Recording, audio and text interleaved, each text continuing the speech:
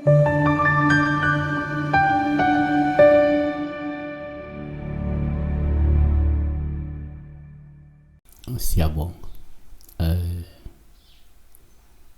Sibuya la nodaba lamaphupho kama upastor wenu. Inamba isebenza kusona nekuseni ya 5 ntambama. Mongumlandeli abantu bayinokungifonela athi hayi wathi sikufonele angisho njalo. Bakhona basho wathi sikufonele cha. Ngithi umuntu ongumlandeli we-channel uyena negunya nelunga lokungifonela.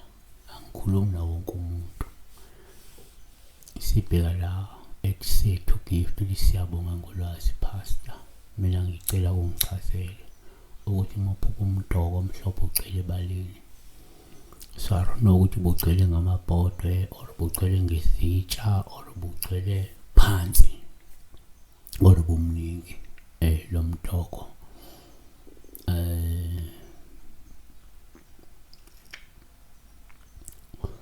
Yini umdokwe?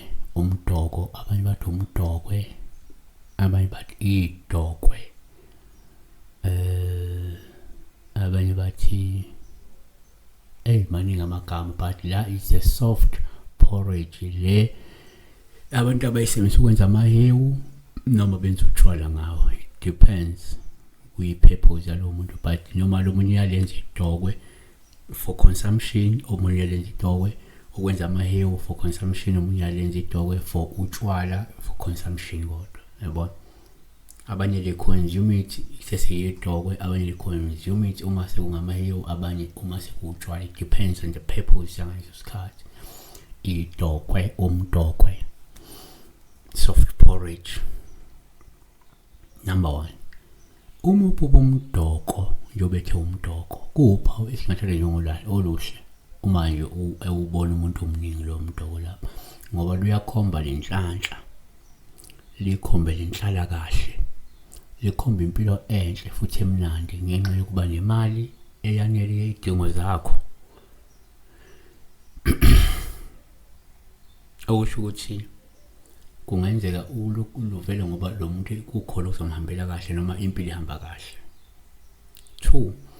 Ngokwesintu uma uphupha umdokwe kungaba upholuhle uma ubona noma omningi lo mdokwe, ngoba lokhomba ukuthi kungenzeka kukhaleleka into eyiladi noma into ewutshwala, into ewukhamba, into ewumqombothi oqondene nezidalwa zekhaya. 3. Kuyenzeka uma uphupha umdokwe kuba uphawuluhle uma uwubona. Okwesinye isikhathi olungakhomba ukuthi kungenzeka ukukhona umcimbi obalulekile ozokwenzeka noma kumele wenziwe ekhaya. Futhi omunye umuntu angalibona le dokwe ngoba kunomcimbi obalulekile ozokwenzeka vele maduze, ngabe umshado, ngaba yini, kodwa ezokwenza ukuthi kube nabantu abaningi noma ke kumele wenziwe lo mcimbi. 4. Ngokujwayelekile uma uphupha umdokwe kuyaba uphawu oluhle uma udla olukhomba lenhlanhla nokuthokozela ke inzuzo noma umvuzo omuhle noma imali oyitholile noma oyitholayo. 5.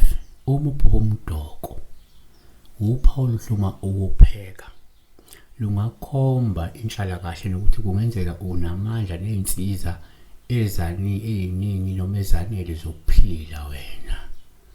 Shuthi kungenzeka umuntu ohamba impilo yakho esuke nje hamba kahle uma upheka upheka. Kodwa ke 6. Ngokwesintu uma uphupha umdoko kungaba uphawu oluhle uma uwupheka olungakhomba ukuthi kungenzeka kumele usukume ugaya utshwala wena besintu wenza ukuhamba ngoba ke luyadingeka. Pheka utshwala. Yabona? Pheka lo tshwala. Noma ke yenza lamahewu aqonene nezidalwa, ngoba ngokwesintu idokwe liyaba amahewu, amahewu ayesebenza vele endulo. Kwakunabantu ababewaphuza amahewu, so amahewu nawo ayafana nabo utshwala kancane. Yabo?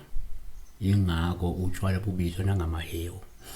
7. Kwesinye isikhathi umuntu ngaba uphawu oluhle uma upheka olukhomba lenhlanhla lokubusiswa ngethuba noma umklamo noma umsebenzi ozokunika imali. yabona. Siyabonga. Besibheka la idokwe, umdokwe, soft porridge. Ya. Siwe